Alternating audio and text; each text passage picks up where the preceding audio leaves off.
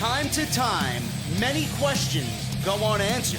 But in the wrestling world, the answers are always right in front of you. No matter the distance in the journey, I will search far and wide for all the answers. Life has no shortcuts, but when it comes to the squared circle, I'm gonna be cutting corners to get you the truth.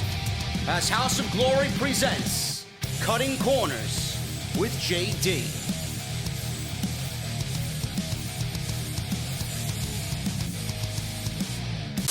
Ladies and gentlemen, welcome back to Cutting Corners. This is episode number 4. And today my guest is a man that you can trust, Evander James. Sir, how are you doing today? I'm doing fantastic today, JD. The pleasure's all yours. Thank you so much, man. I'm going to get right to the point, man. I'm not going to bullshit anything. I sat at Temperature Rising and I watched you lose the Crown Jewel Championship to a psycho named Sami Callihan. I then watched as that same psycho attacked me for conducting an interview with him. Where's your mindset now, as you have to watch Sami Callihan parade around with something that not only belongs to House of Glory, but more importantly, what you think belongs to you? Where's my head at? You're telling me how I feel? JD, I was robbed at Temperature Rising, okay? I was this close, can camera see me? This close to being House of Glory's longest reigning Crown Jewel champion. And out of nowhere, it was just taken from me just like that. And now someone like him has my belt. Someone like him has my title. There's no one here at House of Glory that's better than me. I am the most honest man because everything I say, I back it up. And the fact that Sami Callihan has that Crown Jewel belt that belongs to me, I don't know, JD. I don't know where my head is at right now. Well, you've obviously seen the destruction that this man can cause. I mean, the last time I seen him, he was driving a railroad spike into Pentagon Jr.'s skull at Slammiversary 2018. The guy clearly is not all there. I know how important that Crown Jewel Championship meant to you and where you wanted to elevate it. At the end of Temperature Rising, it seemed like you and Matthew Ryan Shapiro had some dissension. You told him that he has until high intensity to fix this. What did you mean by that, and where do you currently stand with Shapiro today? Put it like this. I'm a smart man, a very smart man. The reason why I was Crown Jewel champion for that long, because Matthew Ryan Shapiro was there at my side from day one. When I beat Leroy, when I beat Joe Gacy, when I beat ACH, when I beat Homicide, and when I beat Shane Strickland. All he had to do was make sure he was by my side. All he had to do was make sure he never got caught by the referee. And once the referee escorted him out, he was gone. I felt alone. I was by myself. I had no one. I called his name and he was nowhere to be found. And just like that, like I said, my title was gone. I have mentioned it. My commentary partner, when Shapiro isn't there sitting next to me, Ben Venuto, has mentioned it. And I get the general feeling from the House of Glory faithful that you might not even need Matthew Ryan Shapiro anymore, because from where you were to where I see you now, you've grown leaps and bounds. You don't need Matthew Ryan Shapiro to be successful, in my honest opinion. What are your thoughts on those sentiments, and how valuable has he been to Evander James? Well, what value does he have to me now without that belt? I'm champion, he's by my side. I'm no longer champion, do I really need him anymore? He's done so much for me, I'll give him that. But without that belt, what good is he to me? I'm not gonna lie to you, JD, okay? I'm honest for many, many reasons. He, let's say, costed me that match. Got caught, got thrown out, the match was over, Sami Callihan's hand was raised with the title on the other hand. What's the point of him being by my side now? Are you looking for new management? What are you trying to tell me? That's exactly what it is. I'm not sugarcoating anything. Are you looking for a new... At this moment right now... A new advocate? At this moment right now, I'm just being me. Let's see what happens come high intensity. Speaking of high intensity, I'm going to break some news to you right now. Okay. House of Glory has a very competitive roster with a lot of hungry talent, and the notion of rematch clauses, I hear, doesn't exist here.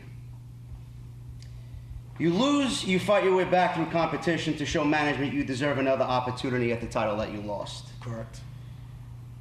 How do you feel that House of Glory management has named Low-Key as Sami Callihan's opponent and hasn't given you a rematch for the Crown Jewel Championship, but instead is putting you in a #1 contender triple threat match with Matt Travis and Montekia? Wait. I understand about Sami Callihan wrestling Low-Key. We all do. I just told you. Wait, I'm facing who? Matt Travis. Matt Travis and Montekia in a triple threat match, #1 contender for the Crown Jewel Championship. You know, let me tell a quick story about Montekia. I'll get to Matt Travis, but when I first started House of Glory, I had no one. And I took on TJ Marconi and Josh Blythe. I was by myself, and who came to my rescue? Montekia. Montekia was my first tag partner. We could have done so much together, and then he found another partner and abandoned me. I had no one to turn to, and then that's when I joined the Trust. Since then, I've been on a demolition streak, proving myself day in and day out. And now he's back in my life for this said #1 contendership. Are you kidding me? I'm not kidding you. Now, Matt Travis. I don't bullshit here. I'm giving No, you JD. I'm stop. Okay? I'm wrestling Montekia and Matt Travis. Matt Travis, I have no issue with, but he gets in my way, I'll make sure that this match will be his last. And for Montekia to be in this said match with me, I find it truly and highly disrespectful. He hasn't won a damn match in the last 6 months, and he's in this #1 contendership match? Hard work pays off. Management feels like... What hard work? He deserves What match the has he shot. won to be in this title? Matt Travis, I understand, but why him? He's proven himself against top-tier talent that everybody that he's been in the ring with, that they feel like he's risen to the occasion. By laying on the mat, have the referee count 1, 2, 3, and look in the ceiling when it's all said and done? No. Okay, whatever. That's fine. That's fine. If House of Glory wants to do that, that's fine and dandy. But the point is, I shouldn't be in a #1 contendership match. I am automatically entitled to a rematch clause. But the fact that I'm in the match with these two shows how much disrespect House of Glory has for me. The man you can trust, and the match that I'm in is nothing but lies. Look at it this way. House of Glory management trusts that you're going to rise to the occasion at high intensity. That's why they're putting you in this match, don't you think? Oh, no, you're funny. You're trying to use my thing against me. No. Let me tell you something, JD, okay? These two should be grateful because I am the biggest name right now in House of Glory, and I'm going to make them look rememberable. I trust in you. I know you do. And so does everyone else. Because each and every show, these fans pay their hard-earned money to watch me lose. So you know what I do? I make sure day in, day out, I bust my ass, train every single day. To when the time comes, I make sure those said fans go home disappointed. Because I won't lose come high intensity. I will win that match. I will go on for my rematch against whoever is, let's say, next Crown Jewel champion, and I will regain my title. If I have to start over and become House of Glory's longest reigning Crown Jewel title holder, then so be it. And JD, you and everyone watching at home can trust that. I want you to look into that camera right there. I want you to address Sami Callihan for his actions. And I want you to tell him that after high intensity, what's going to happen to Sami Callihan.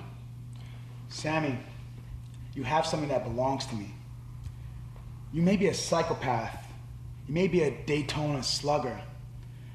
But once I see you at high intensity, you're going to strike out and you'll get knocked out. Because you have something that belongs to me, and I'll do everything in my power to make sure I get it back. And I'm not lying, Sami. You may be crazy, but I'm crazy when you have something that's mine. Are we done here? Don't get lost in New York City on August 17th. High Intensity 7, HOGWrestling.net, Evander James, #1 contender for the Crown Jewel Championship.